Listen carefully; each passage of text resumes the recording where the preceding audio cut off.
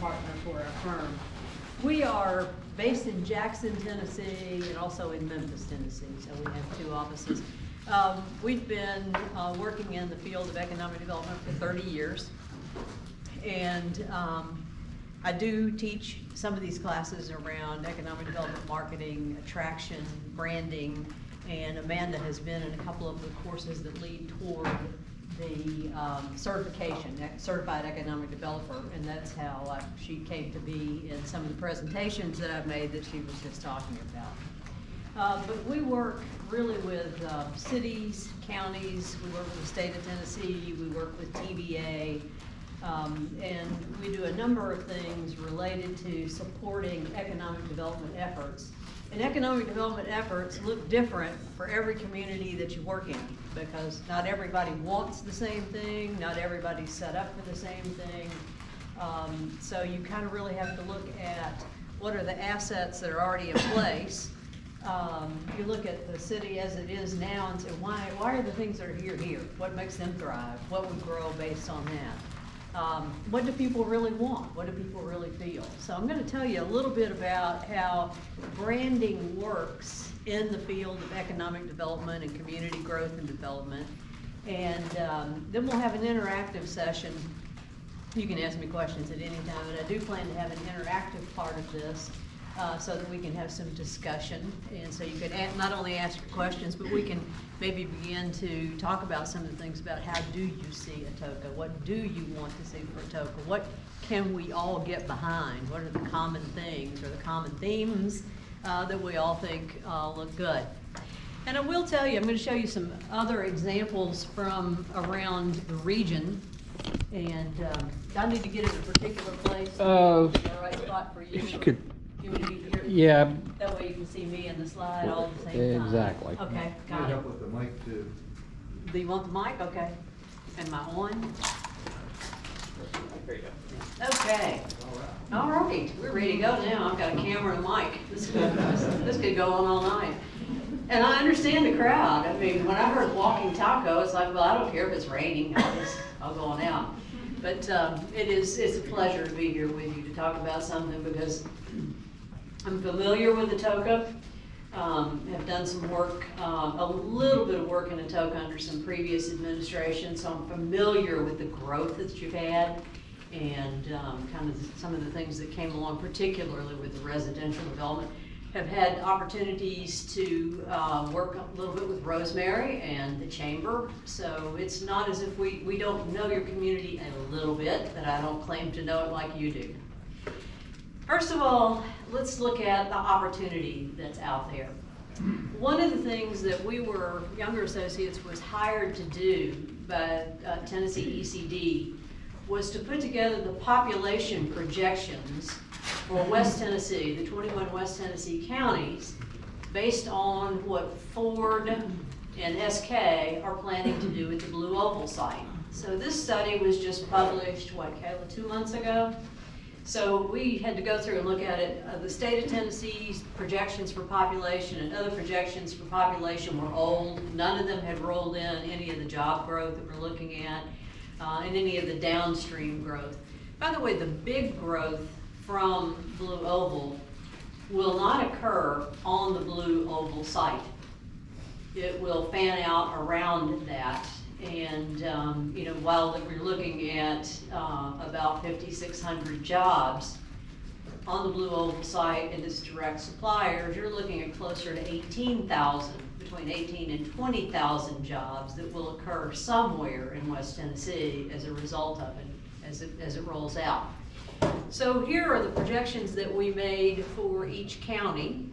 It doesn't work on that board, does it? They're very small numbers, but the important numbers that you need to know are down here at the bottom, the Tippecanoe County numbers. In 2022, we're sitting at 61,650. By 2045, we're projecting that the county will be much closer to 80,000 people, which is a growth of 500, or a 28% growth rate over that period of time. That's a long way out. We also have numbers for 2035, which I recommend in looking at our study, you really look at the 2035 number. because there's so many variables between now and 2045. That's kind of a broader planning horizon. This was something we were tasked to do. There are some long-term decisions that have to be made on that, but I'm going to ask you how to look at the shorter term on this. So the growth is coming, and the growth is going to, when I talk about Blue Oval, some of you may have heard me describe this. Let's assume that somebody dropped from a helicopter a basket with 20,000 golf balls on the Blue Oval site at Stanton. Where would they go? Well, if the laws of gravity were to apply, they'd all roll downhill and settle in low spots somewhere, what's the easy path? Well, population doesn't work that way. In fact, those of you who are in planning and zoning and emergency services know that the last place people are going to go is to the low spots. So people are going to be looking for other things. They are going to be looking for, and study after study after study has shown that they are looking primarily for three things. And number one is high quality public education. That's a big determining factor. Another thing is they're looking for distance from workplace. And in the United States, we don't like to work more than 20 minutes from home on average. Now, when you say an average, that means some people are driving an hour and some people are driving 5 minutes, but over time, people tend to settle out to about 20 minutes from their workplace. Now, in the case of Blue Oval, that may not be where people go at first, because this is happening so fast and so many people are going on the site. We're seeing a lot of temporary things happen. We're seeing RV parks filling up. We're seeing extended stay hotels filling up. You're going to see the new houses that were already under construction in places like Arlington and some of the others that had a lot of inventory already. Those will be taken up first because that's the availability. That's not necessarily where people will stay. People will be drawn to other places, and it will be the quality of public education. It'll be distance from the work site, and not everybody will work in Stanton. And one that was a big factor before the pandemic was the availability of high-speed internet. And much of West Tennessee did not have access to high-speed internet. We went through a planning process with the Economic Development Administration during the pandemic, and we heard from county after county after county that was a huge priority, that they really were going to have trouble attracting people without it. So the federal government, and particularly the state of Tennessee, has poured millions of dollars into trying to roll out as quickly as possible high-speed internet. But that's still something that people are going to look for. And then beyond that, people will look for the place where they feel comfortable. And that's different for every one of us.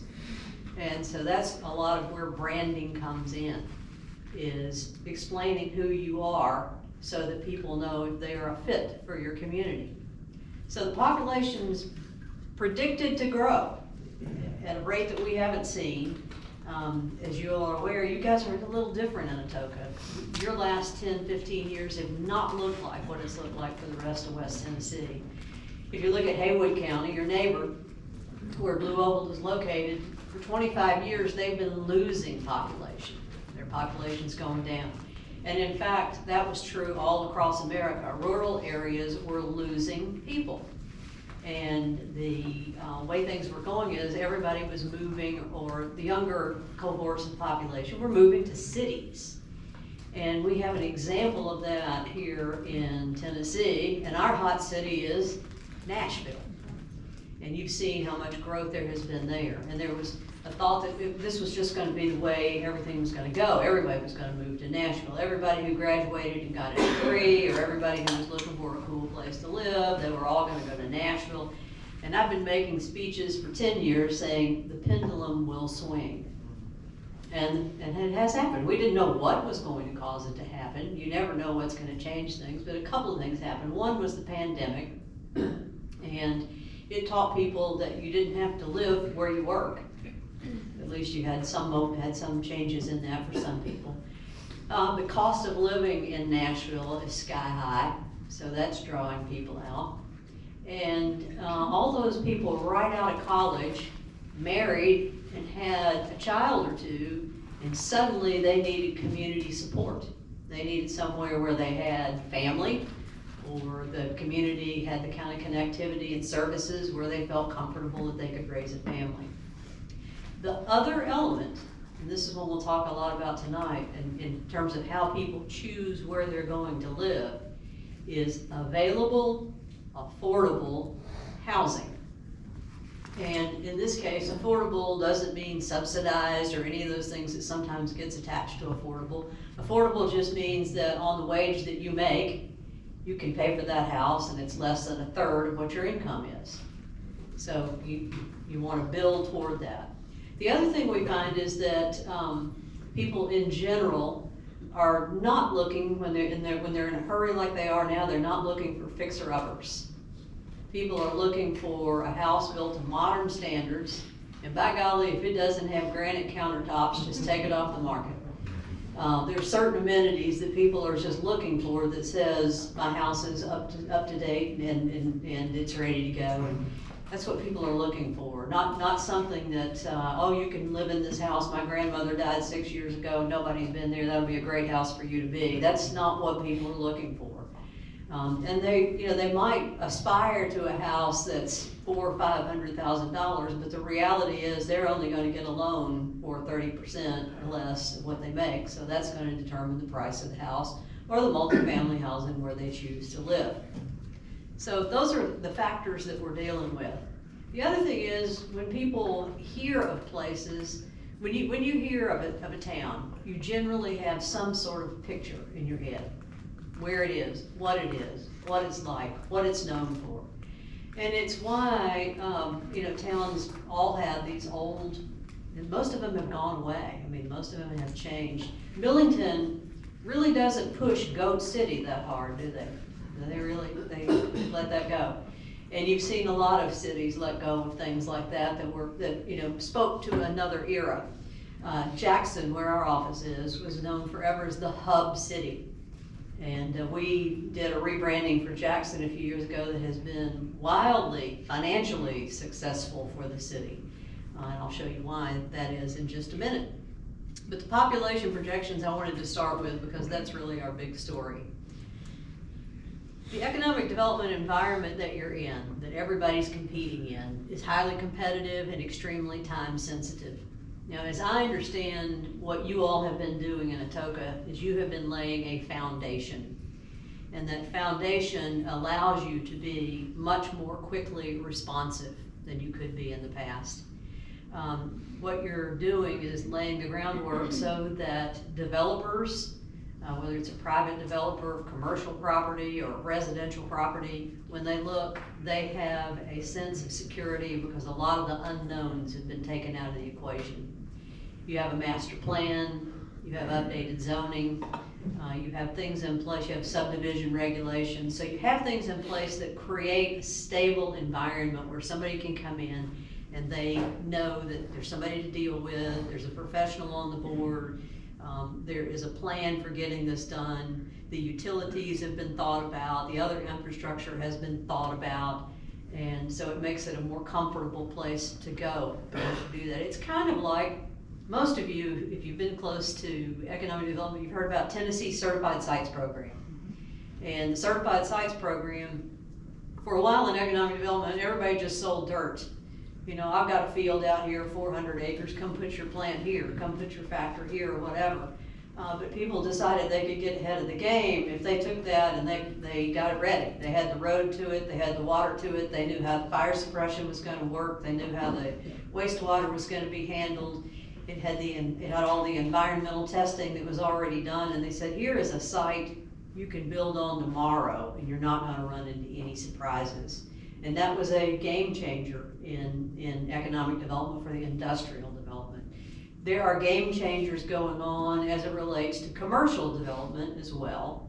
And that is that a lot of retailers and small businesses look for existing space. They don't have the time to build out what they're looking for. So that requires, in the middle, a risk taker, a developer who will build something to prepare the way for the small business or the retailer or the company that's coming in to take that space. And so you're really reassuring those persons. So information is very important. Knowing that these things are in place, it takes a long time. You've been through this. You know how long it took to get these things in place.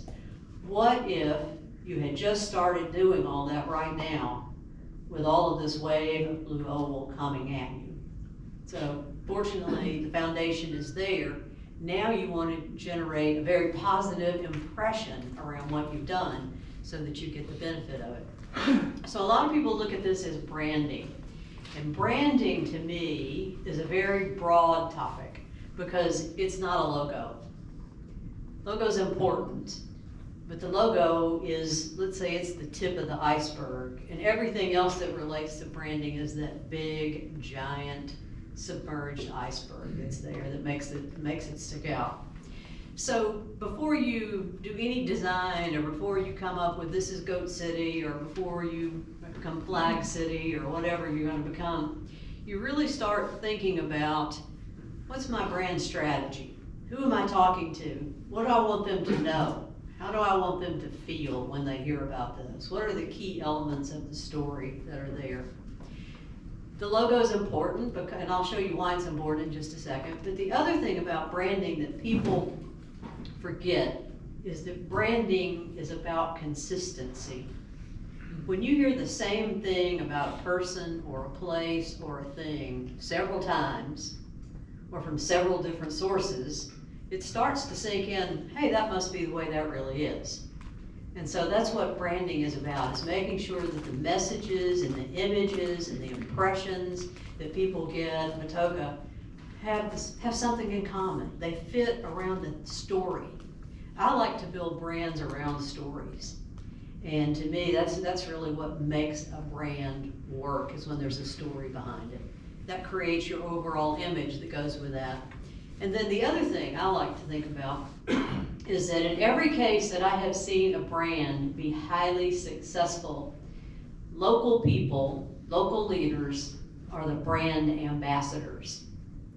That means that whatever board you're sitting on, whether you're a board of aldermen or board of zoning appeals or the IDB and all the chamber, all of the other, everything that you say has a similar story. It all weaves together into a narrative that makes sense to people. So you're all pulling in the same direction.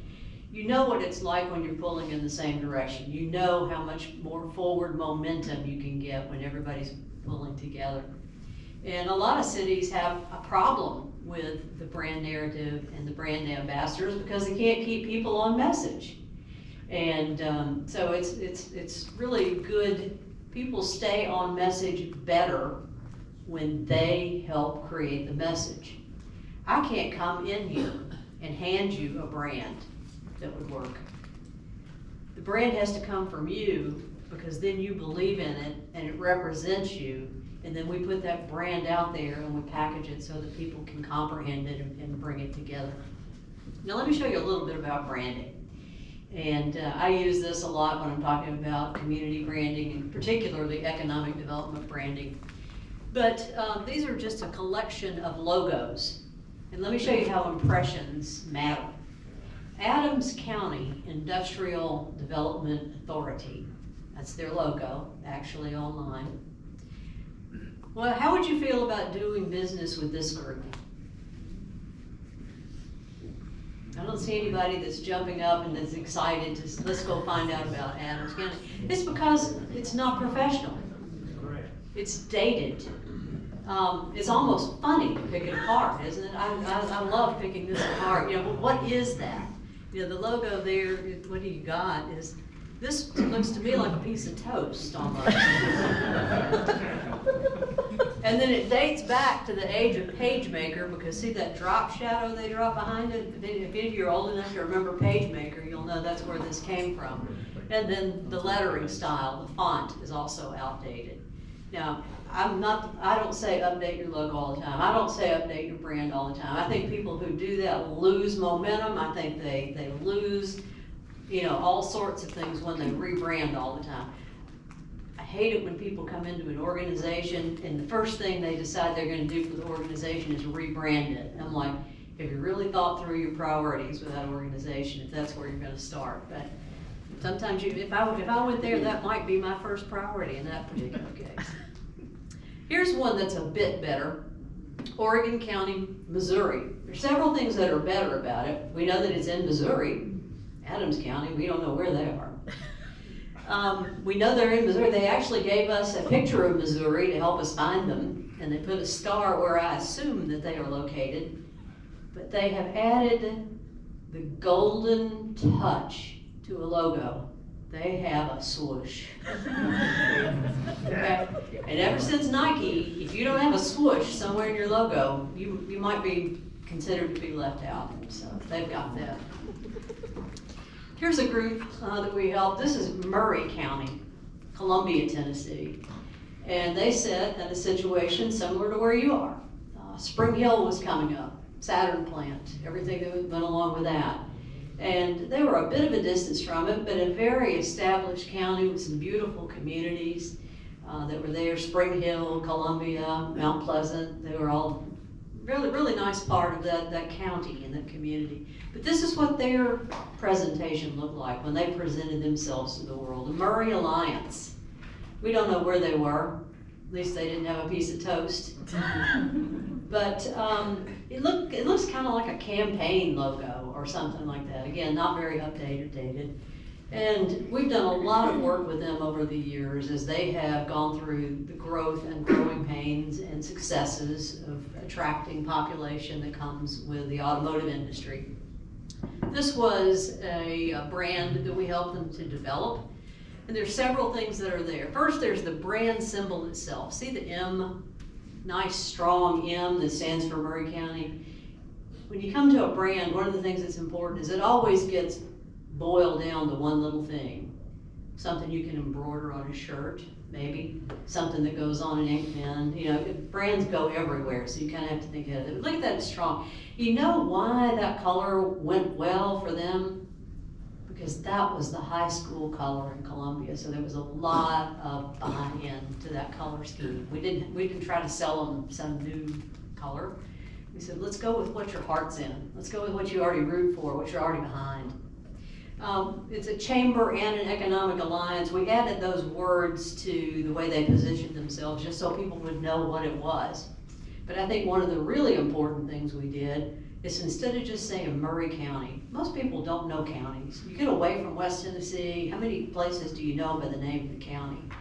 So we added Spring Hill, which was very important because Spring Hill was a name that was known all over the country because everybody knew GM was building a plant in Spring Hill. So it was important to get that in their logo. But we also didn't leave behind Columbia and Mount Pleasant, which were also in the county and also had an identity and also needed to be part of the brand.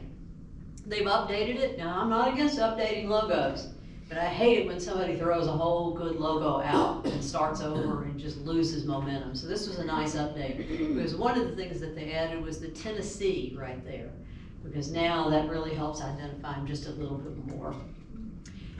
Story of Jackson. I've lived in Jackson a number of years, and as I said, our office was there. So, you know, it's really kind of gratifying when your hometown chooses you to let you do their branding. That doesn't always happen. Generally, you need somebody from far away with a big briefcase. But we got to do it, and we were very excited about it. And if anybody had ever needed branding, it was Jackson. See, all three of those logos were in use, and all of them had people who were promoting them. The one on the left was the city. The county had a logo too. We didn't put it up here. It had a pocket watch on it. And so the city looked like a city emblem, has a seal, everything's official. The Jackson, Tennessee, the one in the middle was the Convention and Visitors Bureau. And they were actually spending the most money, and that's the brand they were promoting, and it didn't look like anything else. So the city was spending money, the Convention and Visitors Bureau was spending money, and then you had the chamber. The Jackson Chamber went out and had this logo done. Notice it doesn't say the Jackson Chamber. They went all out. They were the chamber. But at any rate, you now had three groups who were spending money, putting branding out there, and it wasn't cohesive. It wasn't consistent. It didn't tell a story. None of those logos tell a story. Is there a brand story behind any of those? Maybe the city. I don't know what it was, but at least it looked official. So we started a process of rebranding, and we said we want to do a single brand for all of Jackson. And they said, well, you know, Convention and Visitors Bureau, they'll never give up their logo.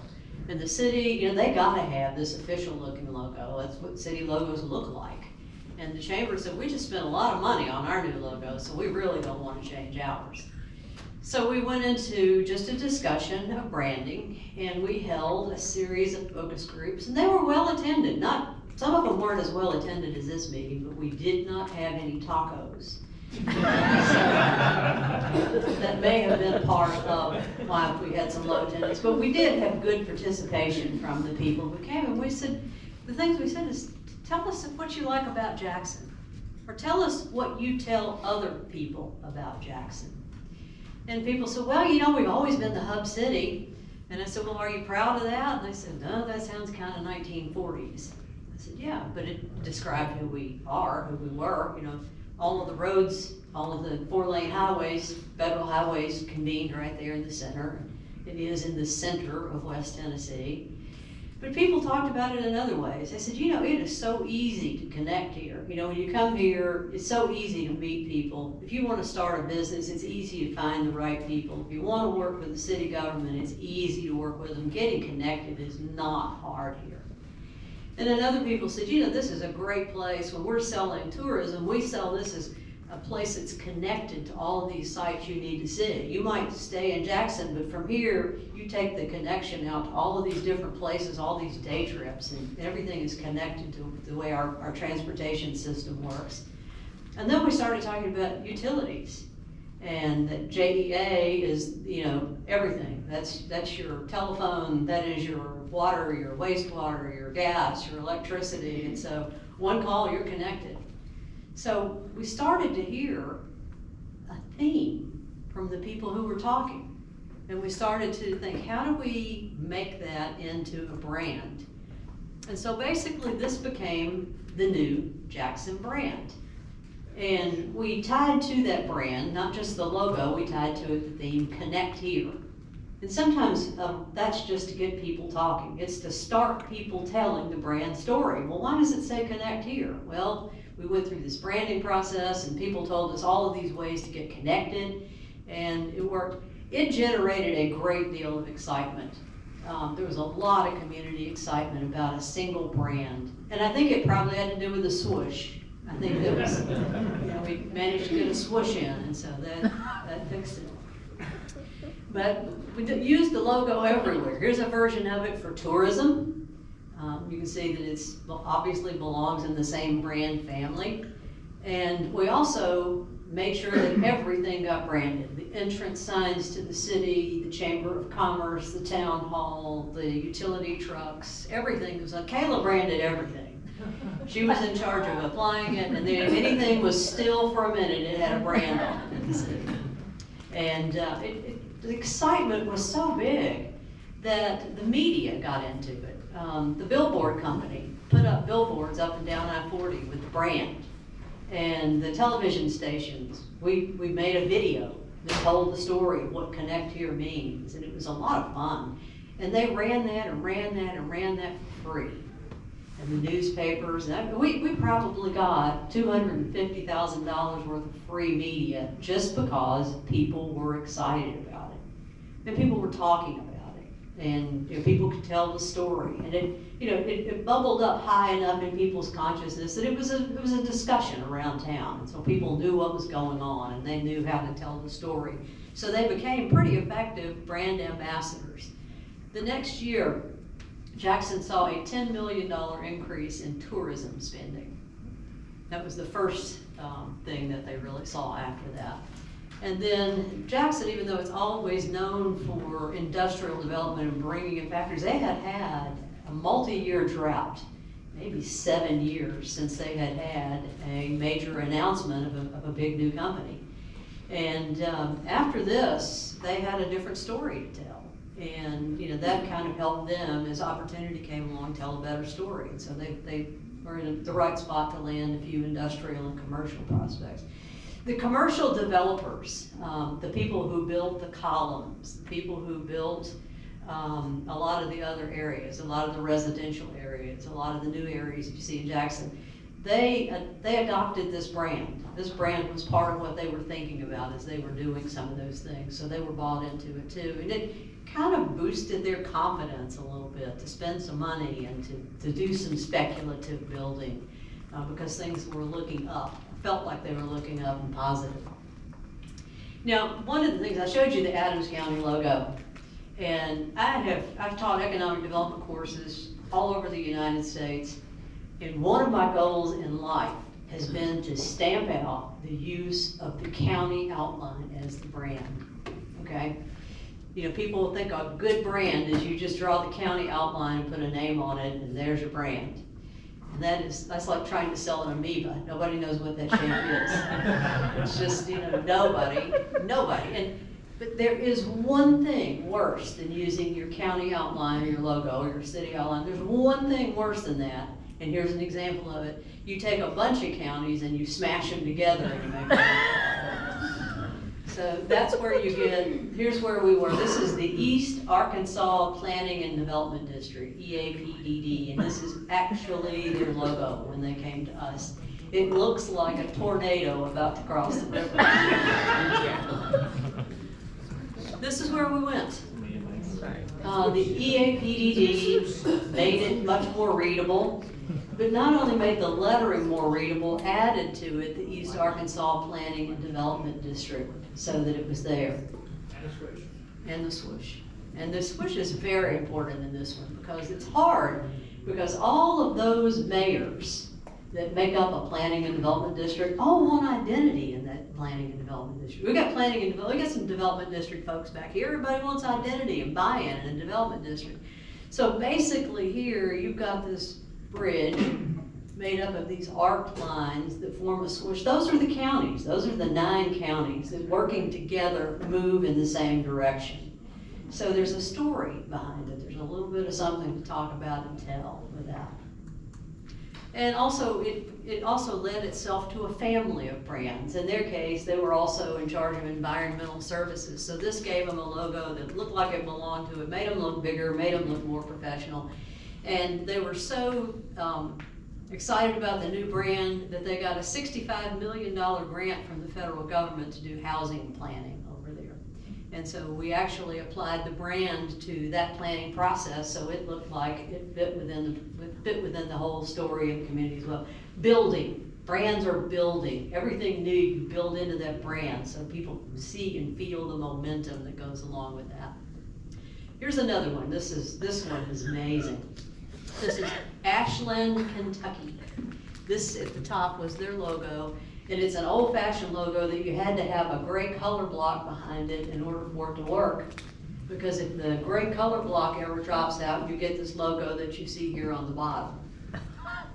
And so that happened to them a lot, that people couldn't really read what they were. And Ashland really tugged at my heart, because Ashland, Kentucky, back in the turn of the century and through the 20s, had been a thriving little town over in far east Kentucky.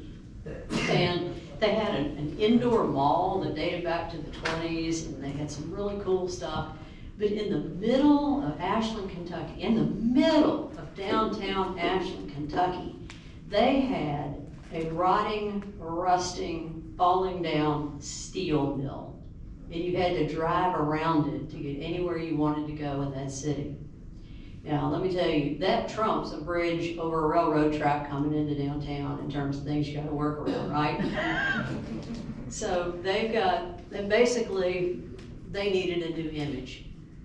And they were in competition for a industrial project. It was a German-owned aluminum rolling plant, and they were invited by the state of Kentucky to be one of the communities to go and pitch for that.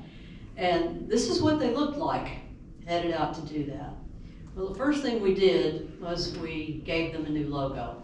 We didn't have a lot of time to do a branding story and a lot of things because they had to get on a plane and they had to go make a pitch. So we gave them something that the aluminum was for the aerospace industry. So you can kind of get a feel for that in the, you know, the way the logo is shaped. You can see the nice letter styles that were there. By the way, their prime industrial site, the one that they were gonna go over and they were going to pitch to the Germans, was called Industrial Site B. That was the name of the site. So we also gave it a name and created something to go along with that. They came home with that project, and they are, you know, the city has gone wild, building everything they need to go around that rolling plant. So it really kind of changed things. The other thing, this is funny too, the website looked like this. And we were like, we got, you know, while you're gone, we've got to get this website updated because people are going to check out your website. People look at your website, they look at your social media, they look for that consistency. If they'd gone in with this logo and they pulled up the website with it, they go, but it won't be finished, it won't be finished. I said, the website you have now is not finished. It's got old information, it's incomplete. There's not a finished website on this planet. Well, you know, Amazon's pretty close. But, you know, websites are a work in progress. They're never finished. So you don't hold back. You don't wait till it's perfect. You wait till you roll it out as you can in stages to go along with the brand. This is Prosper, Texas. This was their economic development logo. Really doesn't say a lot about Prosper. But that's what they were using, pretty generic. And this is what the town of Prosper was using. Now Prosper, you might not catch it from this logo, but Prosper is prosperous. Prosper is an up-and-coming Texas town, and Texas cities love retail. The main thing every Texas city we work with wants is retail. And the reason is because there's a 1-cent sales tax on everything that's sold in Texas that goes into economic development. So every economic developer wants to build the sales tax fund so they can get that penny's worth of tax. But anyway, they were really sold on this, but they really had a lot of heartfelt buy-in to this old logo and this old windmill. But this didn't really sell to developers who wanted to come in and build a new mall or bring in, the latest Crate and Barrel, or, just all of the things that could come to this city because of the prosperity that was there. So we're sensitive to that, listen to that. So when the new logo was done, you still see that there's a remnant of that feeling of that windmill that's there. But it definitely modernized them and gave them something to work with. Here's one close to home. This is the counties just below the line. This is DeSoto County and the neighbors down there, Marshall County, and they decided to form a multi-county alliance, and they would all go out together to recruit business. And this is what they named it.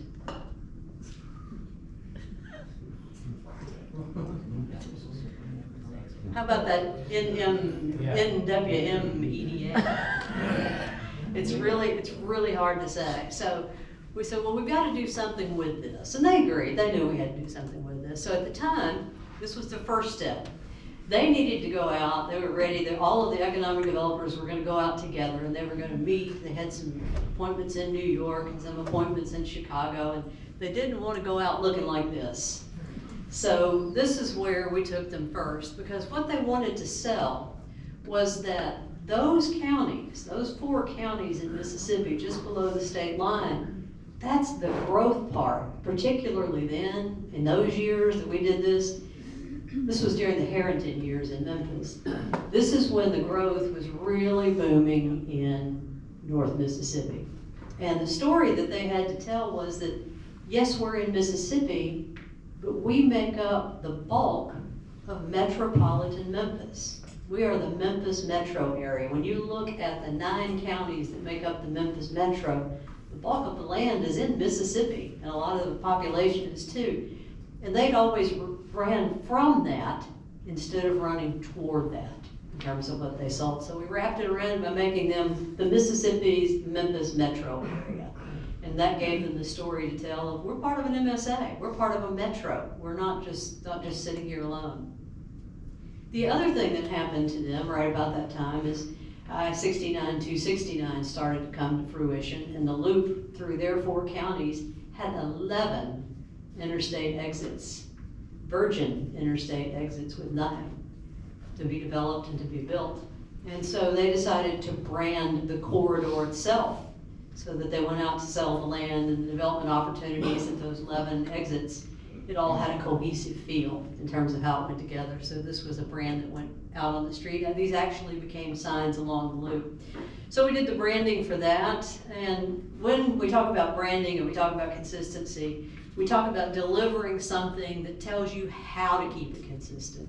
You know, the brand styles, the style of the art, the style of the lettering, the actual colors that go into it. All of those are specified so that they're easy to follow. So you can have your brand police, because somebody's got to be there to keep it consistent. So this gives you everything that you need to be able to know to do that.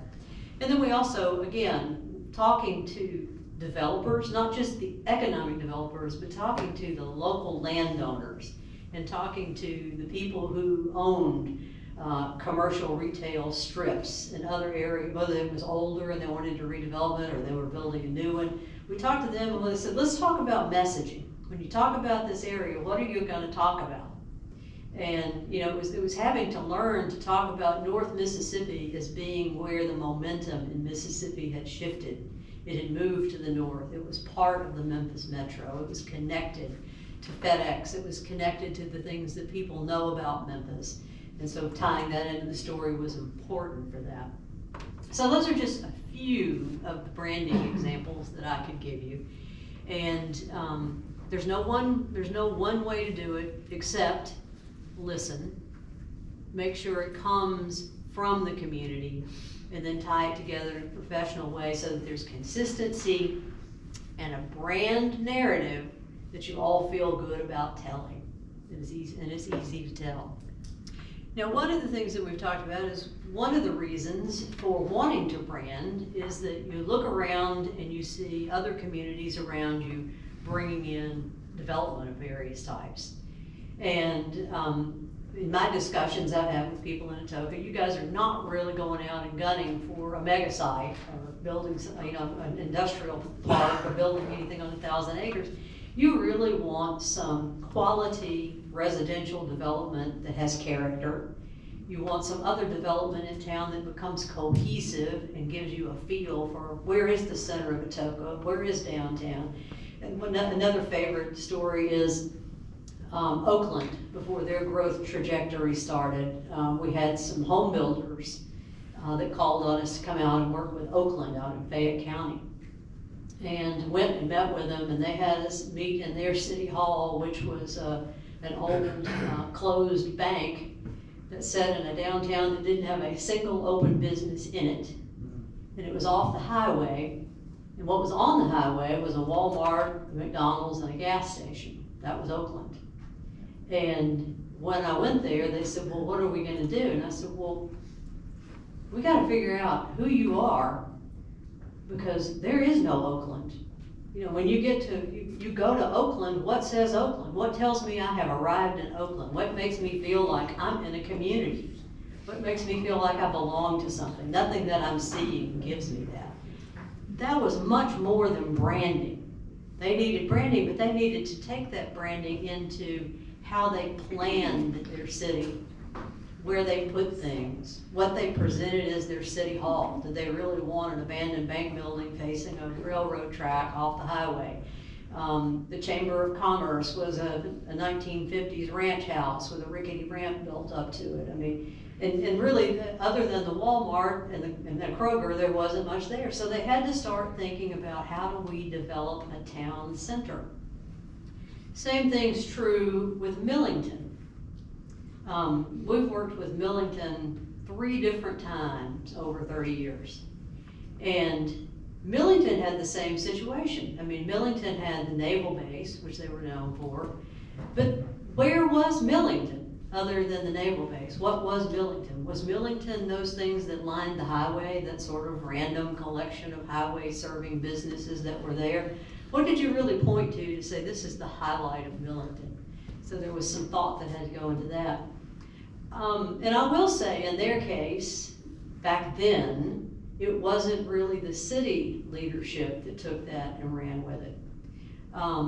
it kind of sat and it kind of bubbled, and people really didn't take it, really didn't go anywhere with it, because they really couldn't imagine what would it take to actually make a center city. What would it really take to create a town within a town so that people feel like they're here? Nobody really knew how to take that on. But fortunately, there's some young developers who came in, and they saw the value of the land in Millington, and we worked with them, and what they built, they wanted to build a town center. They said, we can build some of those elements into what we build. Instead of building just houses, we can build other things into that. So with Tommy Marsh and others who have developed there, we worked with them throughout the years as they kind of planned how things were going to look and how they were going to sit on the land and how it was going to give another feel. And it's one of those things where it was a building block that helped start the, it really helped start bring the retail and some of the other commercial businesses in. So in targeting retail, this is a chart, and this dates back a little bit. This dates back, Rosemary, a few years to when we were trying to look at if we were going to bring retail into South Tipton County, who would we be selling to? And a few years ago when we drew this map, you can see it comes all the way down and it takes in Millington. Because at the time we were studying what we could draw in and where we could draw money from and where we could draw people for, Millington hadn't developed to the point they had now. It was kind of an open market. And as other cities become more defined and more developed, it kind of brings the boundaries of your trade area down a little bit. So if we were to draw a new trade area for you today, it'd be a little smaller than what we drew there because of where people would live and spend their money, particularly for retail. So basically, like I said, this is an old snapshot.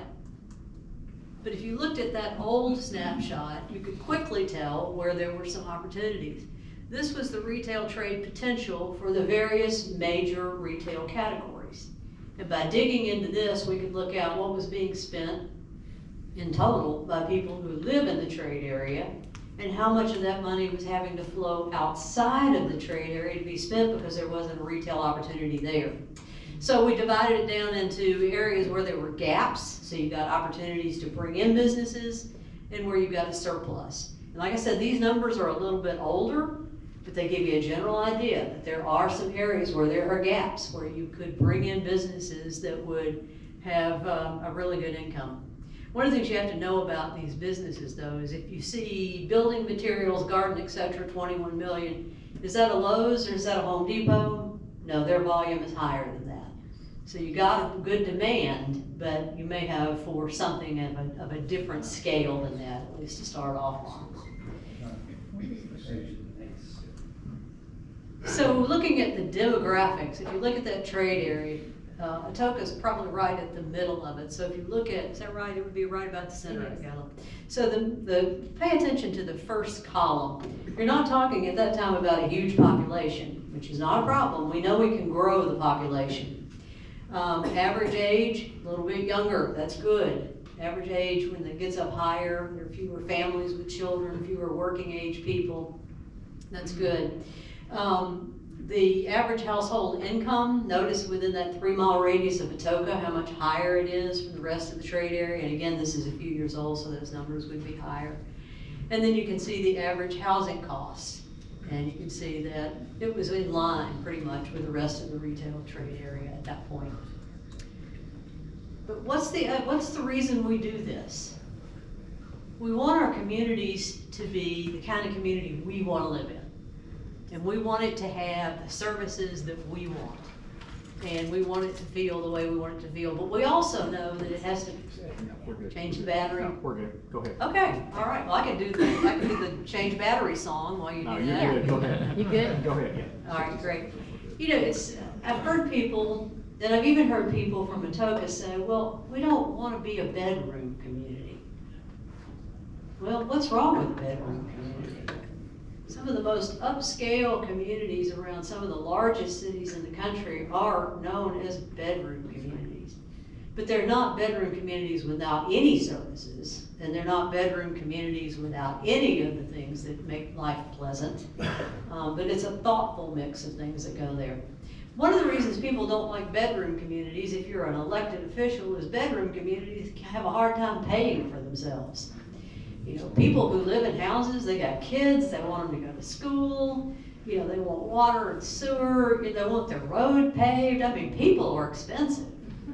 So you got to have something to balance with that in your bedroom community. And so that's why you see a lot of mixed development as being sort of the trend that's going on. I kid some of my architect friends, and I said, you know, no, architects don't know how to draw anything anymore except multi-story buildings where one floor is retail. That just, you know, that's your cookie cutter. But you do see a lot of that, and some of it can be quite successful. This is a mixed-use development that's going up in Jackson, Tennessee. Are any of you familiar with this? This is directly in response to Blue Oval. Not as close to Blue Oval as you are. But basically, it's a mixed-use development. It's very well planned to have an identity and have cohesiveness and to fit with the brand. It's on 208 acres. North of the city, off the 45 bypass at Ashport Road, if any of you are familiar with the area. This is the plat plan. Now, with your subdivision regulations and your zoning, this is the kind of thing you expect to see from developers. You expect to see them bring you things and that you get to pick it apart and say this fits or it doesn't fit. But you don't want to drive the developers off, you want to work with them. They like having the zoning. They like having the regulation because it means that who builds next to them is not going to build something that's going to degrade their property. They may have to spend a little more, but they've got more of a guarantee of what the long-term value of that property is. So they submit this plan. Then you can see it's housing, mostly housing, but it's a mix of loft apartments, and heaven knows I've never seen anything take off and grow in the last few years the way senior housing has. And we work with Ocala, Florida, is one of our clients. And what just abuts Ocala, Florida is The Village. Have any of you ever heard of The Village? Oh my word, it is the granddaddy of senior living. And it just, you know, they just can't build enough of it fast enough. And it's all about amenities.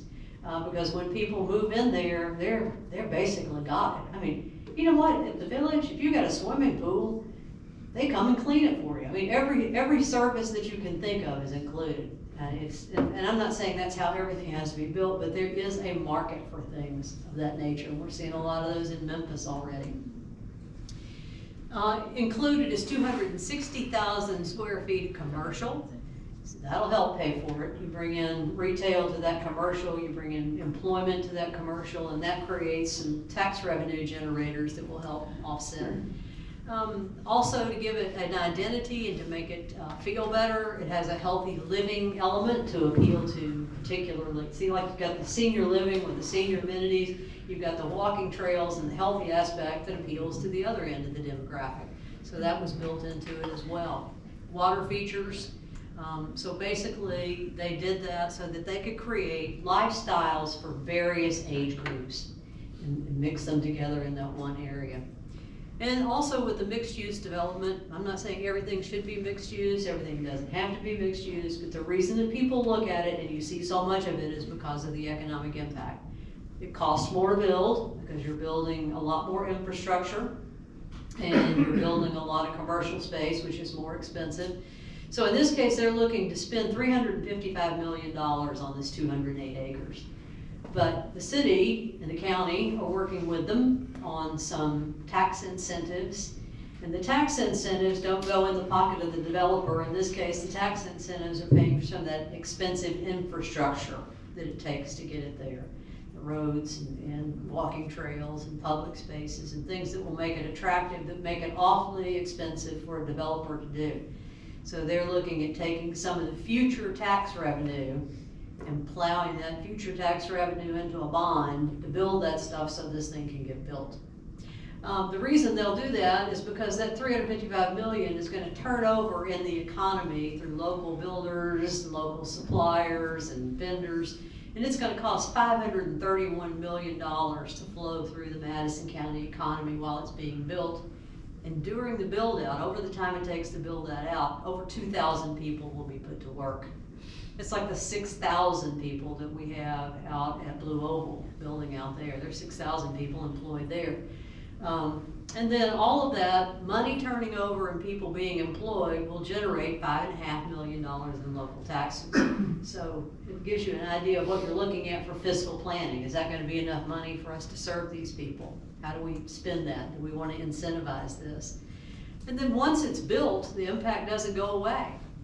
Basically, there's still going to be 1,500 jobs supported because of all the people it takes to supply those households with the services they need, personal services, professional services. It's going to take plumbers and electricians and, landscape services and pool cleaners, I guess, in some cases.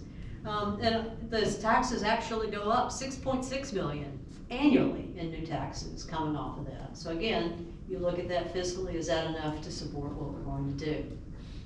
Mixed-use development is a topic in a lot of communities. You probably, if you can get a paper, you probably read in it from time to time about the different developments that are going on. You probably read about various online news sources that you have, but almost every day it seems like you see new developments popping up, and it talks about their mixed use, and it talks about how much retail is going in. And I will tell you that it's not as easy as those articles make it sound. When you take a look at how long it takes to fill some of that commercial space once this is built, sometimes that can be a slower process. I think about some of the ones that were built in Midtown Memphis with the commercial on the bottom floor, and it's been 5-6 years to get that completely, built out on that. But it was because the people who built them were primarily focused on the residential, and they hadn't necessarily connected the right people to recruiting the commercial development because they were thinking like residential developers. One of the things that's very important is that if you're going to recruit commercial development, retail, anything related to it, it's best to have developers who are going to do it. You can't send your Chamber of Commerce to the National Retail Show to say, hey, we want your store or we want your business in Atoka, because they want to know where's the building and when is it ready and what's the traffic count, what are the terms of my landlord lease going to be. So you've got to have a product, and that product requires some speculation. And what you guys are doing is putting a floor under that, a solid foundation under that, so people can do that, take those risks and bring those things in. When you have the commercial development space, it's good to have a developer who's willing to put it out there, maybe has some experience in it, but definitely that developer needs to be connected to a really good commercial real estate firm. And we have those. We have those in this part of the country.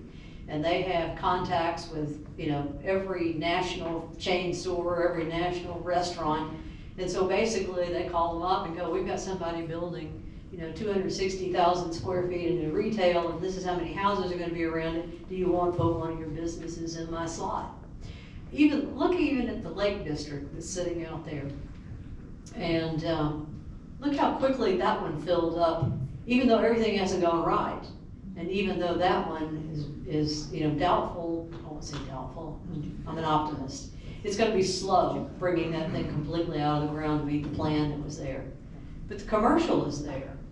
And, people, jumped out there. That one was a lot of local businesses from Memphis that went out there. And from what I hear, they're doing okay. So that's, it's having somebody who has the contacts, has the connections to do that. I can't do that. I can help you get a brand. I can help you tell your story. I can point you in the direction of the shows that you go to, but I don't own any commercial land. And I'm not in the commercial real estate business every day. So I don't have my phone full of the contacts like these commercial real estate companies do. So it's a multi-point sort of piece. If we bring you the branding, we help you tell that story. It helps you in a lot of different ways, but it sets you up to be able to work with these people who have those contacts and can bring those in. So the question is, what is your brand? And that's kind of what I think brought it together. I think there are a lot of different good ideas out there. I think there are developers who are interested in this area. And as I mentioned at the beginning, you are not starting from square one. First of all, Atoka has a history of population growth. You've done it before. Maybe got a little ahead of your infrastructure in some cases, but essentially you've had that building experience and you know what that's like. There are a lot of communities out there that are looking at this chart like I just showed you at the beginning, and they're looking at that population growth and they have no idea what it would feel like to build that many houses or have that many people move into the community. You guys know that. The other thing too is if you look at those top factors, what were the top factors that I told you people were looking for in terms of where they want to move? What was number one on the list? Education. School. How are your schools? Good. There you go. You have good schools. You have highly rated schools. So you got a good building block there. Affordable housing.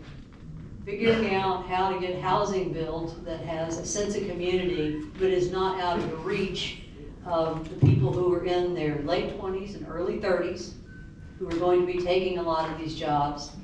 And the reason that they're looking for quality public education is because they've got children. So housing that fits that particular lifestyle in one way or another is a big part of it. I haven't tested your internet. I haven't done any work in this county on internet speed, but I think you're good, right? Yeah. So we can check that box as well. So that leaves us with what's our sense of community? And that's kind of where we are.